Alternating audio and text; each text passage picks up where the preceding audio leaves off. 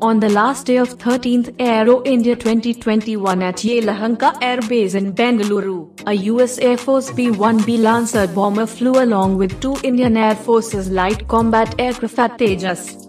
The two Tejas jets were escorting the B-1B Lancer nuclear bomber. It is a rare scenario and joyful for the audience. This event is being seen as the growing closeness and friendship of US and Indian Air Force. Many defense experts are describing this as a possible scenario during a future conflict with China. Notably, India and the US are working together against Chinese expansion policy. So, in a future war between India-China or US-China, this type of joint operations between India-US may be seen.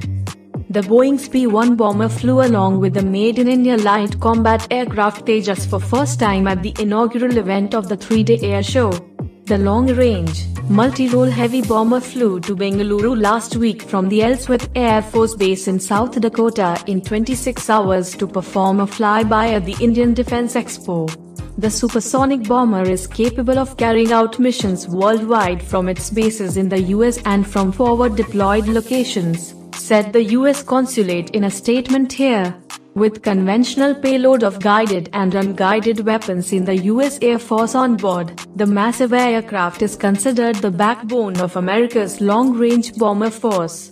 Powered by 4 General Electric turbofan engines with afterburner, the bomber has 137 feet wingspan, 146 feet length, 34 feet height and weighs a whopping 86,183 kilograms.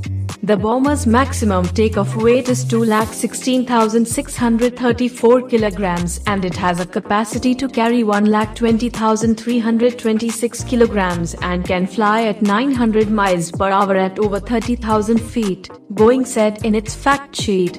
Nicknamed the Bone, the B-1 has been deployed in combat operations over Afghanistan and Iraq since 2001. Thank you everyone for watching this video.